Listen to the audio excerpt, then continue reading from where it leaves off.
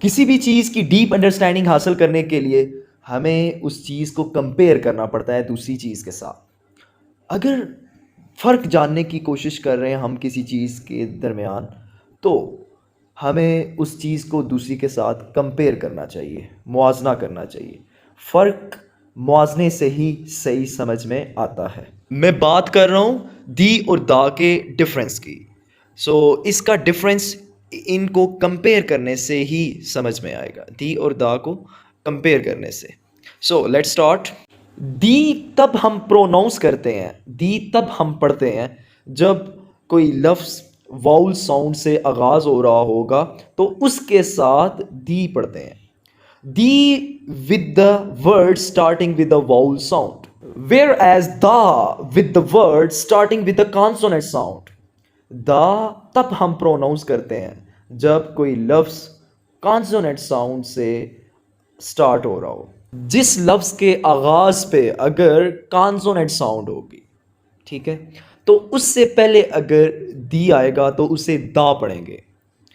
اگر کوئی لفظ واؤل ساؤنڈ سے آغاز ہو رہا ہو، اس کے سٹارٹنگ پر واؤل ساؤنڈ ہو، تو اس سے پہلے اگر دی لکھا ہے تو اسے دی پڑھنا ہے. اب اس کا کمپیریزن دیکھتے ہیں ایگزامپلس کے تھرو.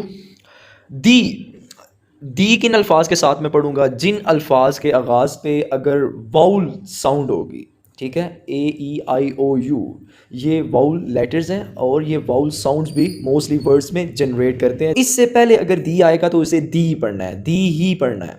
مثال کے طور پر اورنج ہے، اورنج او سے سٹارٹ ہو رہا ہے، واؤل ساؤنڈ موجود بھی ہے، اورنج، دا اورنج. نیکسٹ ورڈ ہے ایپلز. ایپل کے سٹارٹ پر اے موجود ہے اور اے کی ساؤنڈ موجود ہے، ٹھیک ہے، واؤل ساؤنڈ ہے اے. اس سے پیچھے دی ہے تو اس کو دی پڑھیں گے. دی ایپلز، دی ایپلز. دی امبریلاز، دی امبریلاز. دا آنر، دا آنر.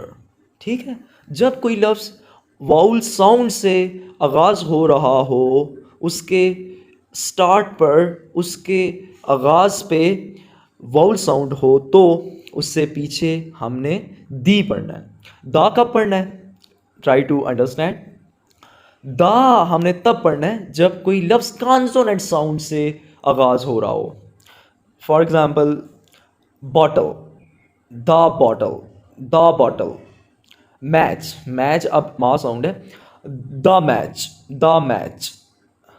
پھر فائل ہے، فائل ایف سے سٹارٹ ہو رہا ہے، ایف فا ساؤنڈ جو کانسوننٹ ساؤنڈ ہے، دا فائل. ہاؤس، ہاؤس، یہ بھی ہا ساؤنڈ ہے، یہ بھی کانسوننٹ ساؤنڈ ہے.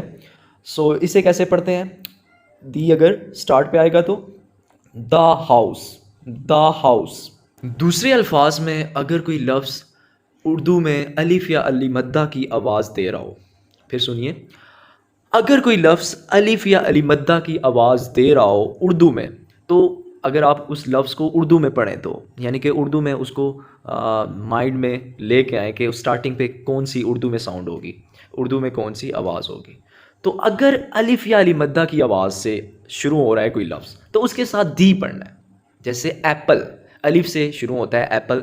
لفظ اورنج اگر اردو میں ہم نوٹ کریں تو اردو میں الف سے اگر شروع ہو رہا ہے تو اس لیے دی کا استعمال کریں گے. جو بھی لفظ الف یا علی مدہ سے شروع ہوگا اس کے ساتھ دی کا استعمال کریں گے. جو مختلف یا ڈفرینٹ ساؤنڈ سے شروع ہوگا اردو میں بھی تو اس کے ساتھ آپ نے دا کا استعمال کرنا ہے.